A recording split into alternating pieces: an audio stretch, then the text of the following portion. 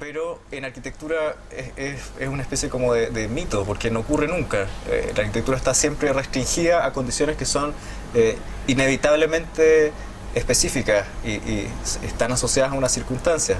La arquitectura concreta, la que se construye, está asociada a un sitio específico, a un presupuesto específico.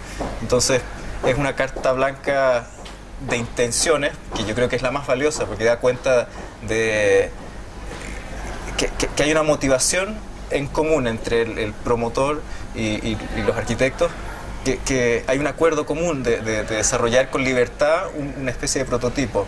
Pero en la práctica el proyecto está restringido como cualquier otro proyecto. Una vez que tú eliges el lugar ya aparece una restricción. Y en ese caso era, por ejemplo, la posibilidad de generar un suelo horizontal en un sitio donde no había un suelo horizontal. Al elegir la punta del cerro nos quedábamos sin el plano. Entonces, por supuesto, las primeras variaciones que buscamos del proyecto era cómo podíamos reconstruir eso que habíamos dejado atrás. Y a partir de ahí empezamos a probar todos esos esquemas que has visto. Y también yo creo que está asociado con la propia, teóricamente, esta posibilidad de tener una voluntad de carta blanca, como de apertura total.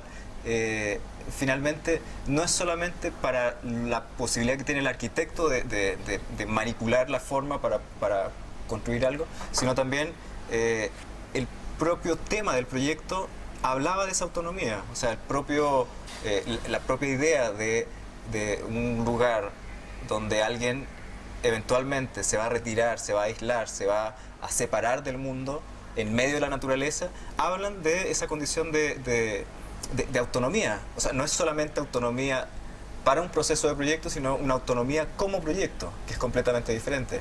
Entonces esa autonomía, tal como dice Sofía, una de las primeras posibilidades que estábamos explorando era cómo dentro de este paisaje, un paraíso natural, cómo insertar un cierto grado de interior, de definición de una cierta calidad interior al proyecto. Hay un formato que se repite, que es el formato de un podio más bien hermético y una plataforma suspendida. En el caso de Solo es una plataforma completamente transparente, es casi como una especie de columnata o corredor perimetral, es una suerte de terraza tal vez demasiado angosta para ser un recinto, como que siempre obliga a estar muy afuera, en oposición al patio, que es un recinto muy definido, con las aristas definidas, puntualmente perforado en el centro, pero sin cobertura, con lo cual queda muy abierto y muy expuesto, incluso con el reflejo del cielo como incorporado en esa experiencia muy interior. Entonces, básicamente el formato genérico se informa por una condición específica. O sea, esa casa no se podría rotar independiente de que la estructura geométrica y espacial es una repetición casi mecánica, que en los 360 grados es exactamente igual, con las cuatro esquinas exactamente iguales, pero la distribución y la ocupación, la posición de la escalera, la distribución de los servicios, hace que se perciba completamente diferente y que no sirva para otro lugar. Lo que sí sirve es el formato de planta concentrada para un terreno con pendiente, donde la fundación se reduce a un contacto menor, y una planta distendida que invierte un poco esa relación de contacto con el suelo. Y que recupera a través de un patio elevado ese contacto perdido con el suelo que dejaste abajo. Hay, por supuesto, yo creo que no son series completamente distintas, hay un punto de traslapo entre ambas. Por ejemplo, en casas como Rivo, Poli o incluso Wolf, ahí siempre nosotros trabajamos en planta una distribución de ciertos perímetros concéntricos de alguna manera que establecen límites y ordenan el programa de alguna manera siempre diferente en cada caso, o variaciones de alguna forma de ordenar. En este caso también tenemos ese acercamiento a la organización en planta, estableciendo en este caso una alternancia entre interiores y exteriores que no pasaba antes. Antes era muy radical la barrera entre un exterior y un interior, con una especie de zona intermedia que hacía de frontera, pero solo estamos pasando de un exterior a un espacio que es un híbrido, casi interior-exterior, a veces terraza, una zona de servicios y luego otro interior en la secuencia. Claro, básicamente la gran distinción que ocurre en este tipo de casa y en otras tipologías similares que estamos desarrollando es que en principio ocupábamos una estrategia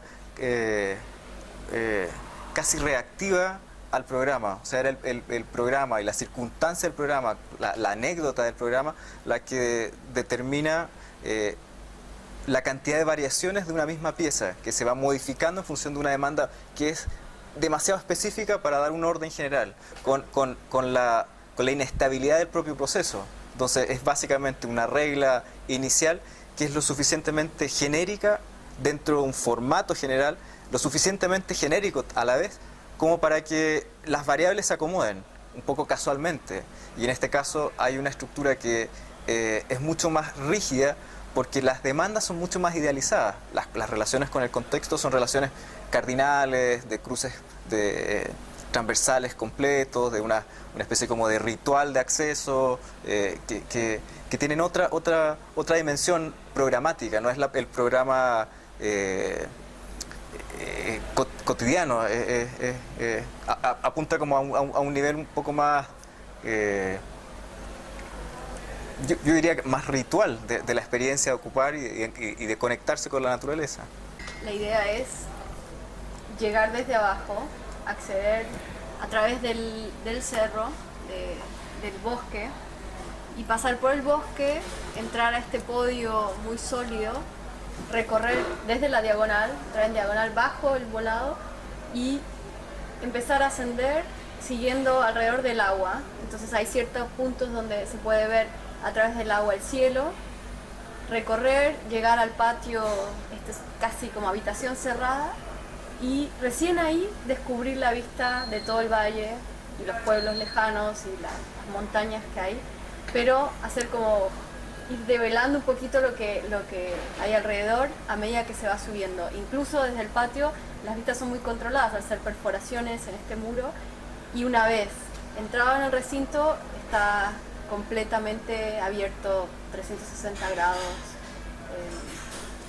y el movimiento en la casa, el uso se va haciendo también con el movimiento del sol, dependiendo de la estación del año que la visiten. Al haber 4 terrazas, o bien el usuario puede perseguir el sol o buscar la sombra a lo largo del día. Y básicamente establece en esa relación vertical de ascender desde el bosque, desde no sé, estos olivares, después los pinares y después llegar al podio hermético, rodear la piscina, esa relación vertical que emerge en el patio y que después sale a un exterior que es el interior de la casa. Hay una suerte como de contradicción entre estar adentro y estar afuera, entre abandonar la naturaleza, pero además estar dentro de la naturaleza, no solamente en una relación de perímetro, sino también en vertical, como el punto donde hay más relación con el contexto natural es el punto más lejano al suelo natural, etcétera.